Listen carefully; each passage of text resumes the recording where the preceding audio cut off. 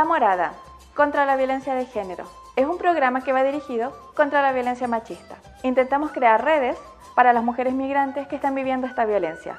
Cada 15 días se emitirá este programa mediante el canal de YouTube de la Asociación de Mujeres de la Otra Orilla. Contamos con un correo electrónico donde puedes contactarnos y contarnos lo que estás pasando. Además puedes seguirnos, suscribirte en redes sociales y poder comunicarte con nosotros mediante chat.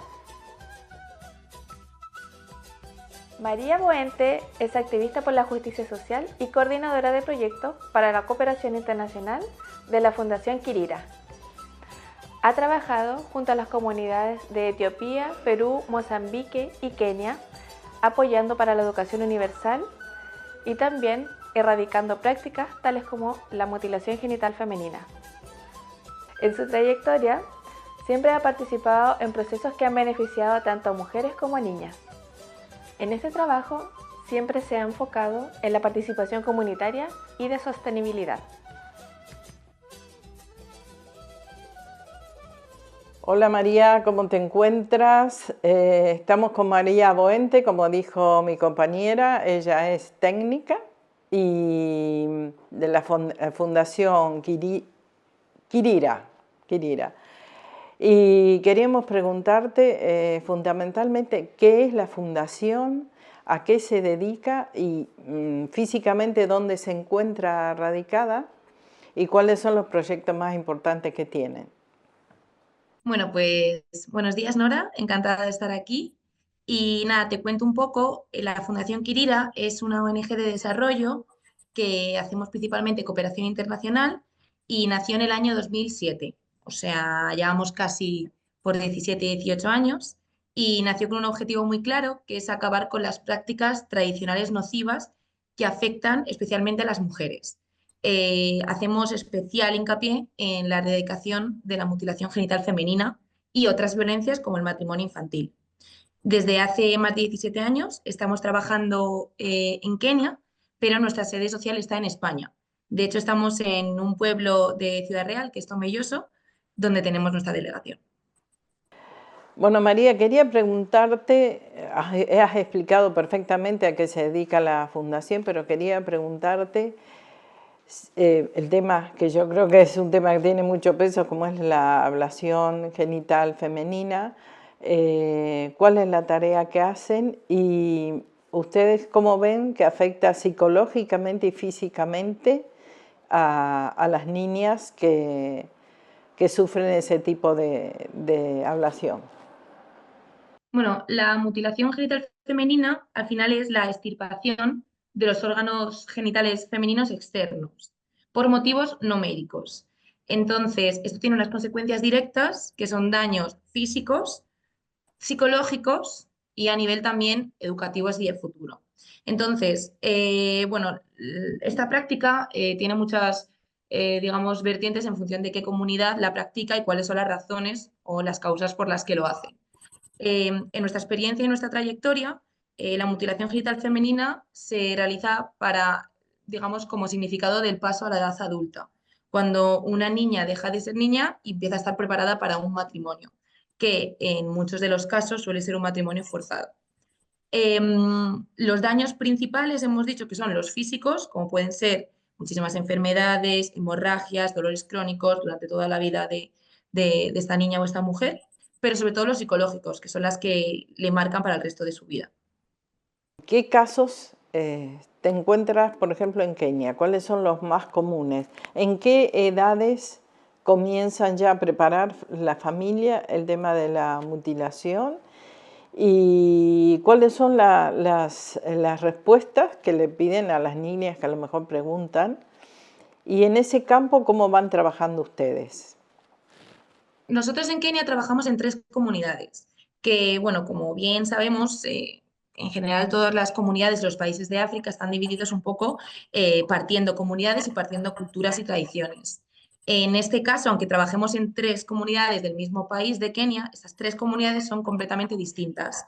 Tienen distintas prácticas, tienen distinto lenguaje, tienen distinta manera de comunicarse, pero en concreto tienen en común la mutilación genital femenina y otras violencias. Entonces, Sí que es verdad que tenemos tres ámbitos y metodología de actuación porque nos adaptamos a la realidad del problema en sí. Entonces, digamos que esto es para explicar que las tres comunidades realizan de manera distinta la mutilación. Hay varios tipos de mutilación y estas tres comunidades, cada uno realiza uno. Además, se realiza en edades distintas y por, digamos, causas digamos, el por qué es distinto. En principio, la primera comunidad con la que empezamos a trabajar hace más de 20 años es Taraca y aquí realizan el tipo 1, que es, por resumir, el tipo más común, que es el corte del clítoris con ocasión a veces de los labios externos. Este se realiza a la edad de los 12-13 años, que coincide con la menstruación, la primera menstruación de la niña, y cuando nosotros en nuestras experiencias y trayectoria, cuando hablamos con las familias y intentamos entender el por qué se realiza, bueno, lo realizan porque quieren darle un futuro. En la comunidad Taraca, las niñas sufren la mutilación genital femenina, son víctimas o supervivientes de esta práctica en la edad de los 12-13 años. Es cuando se realiza, bueno, cuando tienen la primera menstruación. Y las familias que lo practican es un poco choque cultural, pero no lo realizan porque sean malos padres ni malas madres, sino porque quieren darle ese futuro, esa alternativa de vida a sus hijas. Luego tenemos otra comunidad, que puede ser la comunidad Tangle Bay, que realiza el tipo 3. El tipo 3 es el tipo de mutilación más agresivo que existe. Tiene como particularidad que no solo se extirpa el clítoris y los labios, sino que además se genera un posterior cosido. Entonces, este es el tipo más agresivo porque implica, tal y como dice la tradición, que es el primero de los tres dolores. El primero es la mutilación, el segundo es cuando se tienen relaciones sexuales y el tercero es cuando se da a luz. Tradicionalmente, antiguamente, la manera de abrir esa herida era usando un cuerno. Entonces, bueno, el dolor que puede llegar a infligir a las mujeres es tremendo. De hecho, muchas bueno, tienen dolores crónicos, sufren de shocks y bueno, hay unas que mueren en la operación. Y la verdad que la respuesta, cuando empezamos, o la pregunta de por qué se realiza esto y si por qué quieren seguir con esta tradición, cuesta mucho de entender, porque no siempre existe este espíritu crítico de entender por qué hacemos lo que hacemos. Y eso nos pasa en todas las sociedades. Hay veces que por costumbre, como tu madre lo hacía, porque tu abuela lo ha hecho, porque tu tatarabuela también, nunca te llegas a preguntar e intentar desgranar un poco y llegar al origen. Pero eso también tiene un punto positivo, porque en cuanto ponemos la educación como solución o como herramienta, la verdad que las niñas no quieren sufrir la mutilación, las niñas quieren seguir estudiando y las niñas quieren tener una infancia segura. Quería preguntarte específicamente cómo hacen ustedes el trabajo de campo en países donde la mutilación es una aplicación ya tradicional, digamos. Bueno, nosotros tenemos una máxima en nuestras intervenciones y es que la Fundación Quirira, porque está consolidada por personas que no venimos de la cultura donde se practica estas prácticas, pues no queremos ser los protagonistas de las intervenciones. Entonces, trabajamos 100% con personal local. Entonces, involucramos en todos nuestros proyectos gente de las propias comunidades o del país. Entonces, entendemos que nosotros somos meros facilitadores de esa ayuda para lograr ese intercambio. Entonces, trabajamos con contrapartes locales, que son los líderes comunitarios de allí. Nuestras líneas de intervención, las que, digamos, impulsamos, son siempre a través de la educación. Digamos que tienen las escuelas y los centros educativos como punto de encuentro para todas las familias y todas las personas de esa comunidad. A través de la educación es como logramos generar esa base, ese conocimiento para que sean los propios beneficiarios, las propias personas participantes de los proyectos y de las intervenciones, los que decidan renunciar a estas prácticas. Entonces, como no solo trabajamos ese ámbito educativo, también consideramos que erradicar la mutilación genital femenina u otras violencias basadas en el género tienen que ir de la mano de una mejora de las condiciones de vida de toda la población. Entonces, también promovemos proyectos de infraestructura para poder dotar servicios básicos como construcciones de tanques de agua, aularios, cocinas. Bueno, también tenemos dormitorios de rescate porque en el caso en el que una menor ha sido sensibilizada, ha entendido que no quiere pasar por este proceso, pero aún así existen determinadas fuerzas y presiones dentro de su sociedad que la obligan a casarse o a sufrir la mutilación, habilitamos espacios seguros, siempre de la mano de las autoridades locales, para que puedan tener un techo y se pueda trabajar en la reparación del daño o el acercamiento a la familia. ¿Qué pasa con esas niñas? ¿Se pueden rebelar ante esta situación? ¿Pesa más la tradición familiar? ¿Cómo se manejan ellas? Y también los daños en su vida sexual, afectiva, que ya de un poco más mayores, ¿cómo se manifiestan? Gracias a que trabajamos o empezamos a trabajar en unos niveles muy pronto, digamos, empezamos a trabajar en primaria con charlas de sensibilización y proyectos que mejoran las condiciones de vida. Las niñas desde muy pequeñas entienden que, bueno, que la mutilación no es un paso obligatorio para considerarse una mujer entera o pura. Y a través de las niñas intentamos llegar a las familias, porque al final detrás de cada niña hay una madre que ha sufrido esta práctica y que en su día no tuvo la oportunidad de entenderlo, pero que gracias a la educación y todas estas actividades de sensibilización entienden que no quieren hacer sufrir a sus hijas. Entonces, en un proceso normal no existe una resistencia directa de las familias. Sí que es verdad que nosotros también tenemos proyectos de microcréditos y de empoderamiento femenino para todas aquellas mujeres que han sido víctimas o son supervivientes más bien de la ablación, pues que tengan la oportunidad y las herramientas para poder decir que no, porque la dependencia al final al marido o a la estructura familiar más fija, pues muchas veces viene de la mano de una dependencia económica y entonces es poder dar esas soluciones. Realmente mm, sí que existen casos en los cuales las niñas tienen que huir, como te comentaba, de sus casas, porque a pesar de que ellas tienen claro que no quieren pasarlo, porque también lo ven, hay muchas que no conocen los trabajos de Kirira, pero cuando se ven en esa situación tienen claro que no quieren pasar por ella, huyen y ahí es donde están los agentes que le recomiendan o que acaban delegando a estos espacios seguros. Una vez que una niña entra en estos programas, nosotros trabajamos directamente con la familia, porque consideramos que no queremos que ninguna niña se abandone o abandone su comunidad, su familia o sus raíces, sino que creemos que tiene que ser un trabajo común de toda la línea, empezando por pues, los abuelos o las abuelas, que en este caso tienen gran importancia, ya que las abuelas promueven mucho y son muy partidarias de practicar esta mutilación, hasta el último nivel, que son las niñas.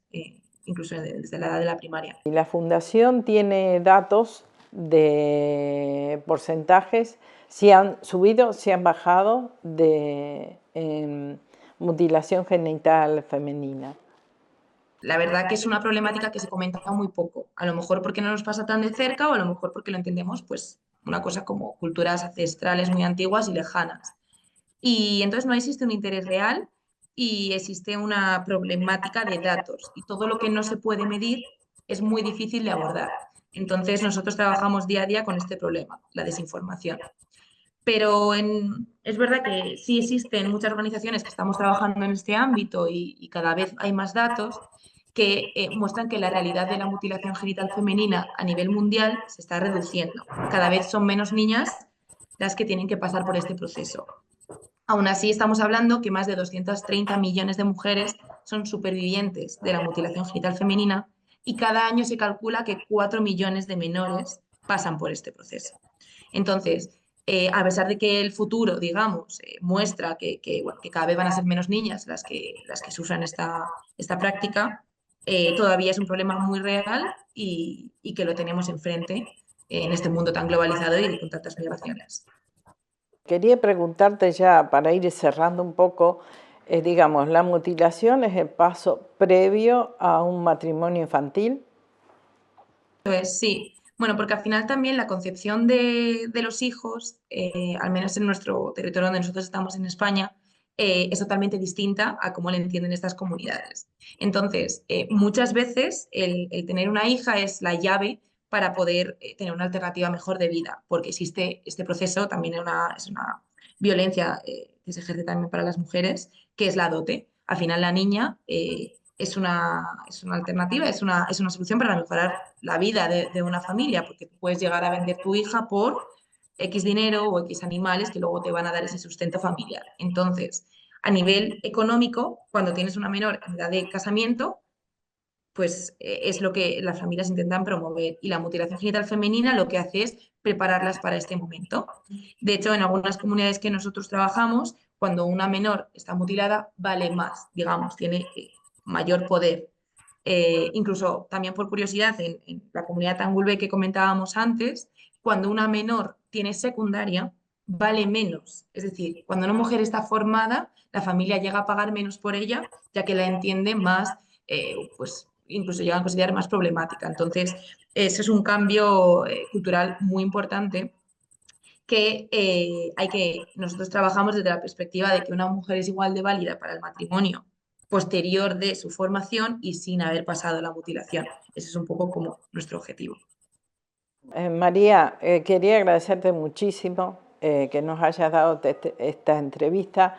Es un tema que tiene muchas incógnitas por resolver, porque claro, desde el pensamiento europeo y de los que no somos europeos es un poco duro. Y bueno, pero la Fundación convive con esto. ¿Una aspiración para este 2025? Pues primero, muchísimas gracias a vosotros porque al final estos espacios hacen que se nos escuchen y sobre todo que escuchen las voces de todas las personas que al final están en el campo trabajando para ello. Como ha sido una entrevista corta donde no hemos podido tampoco entrar mucho en detalle, animo a cualquier persona que pueda estar escuchando esto que se meta en nuestras redes sociales o que investigue algo más por internet o por todos los canales web que puedan ver y cualquier pregunta pues estamos disponibles. Y para este 2025 nuestro propósito es seguir trabajando para, si podemos librar desde a una niña, o si podemos a miles de niñas de esta práctica durante este año, será una victoria. Aunque, por supuesto, nuestro objetivo es más allá y es poder concienciar a todos los gobiernos y las instituciones, que al final son las que tienen también el poder sobre la aprobación, de que mejore las condiciones de vida generales para todas las niñas y mujeres. Agradecerte muchísimo esta entrevista y decirte que bueno, desde La Morada hay un espacio abierto, cuando ustedes quieran se comunican con nosotros y bueno, y encantada de escucharlo porque me parece una tarea maravillosa la que hacen en un contexto muy difícil. Muchísimas gracias a vosotras por este espacio que nos parece maravilloso y muy necesario.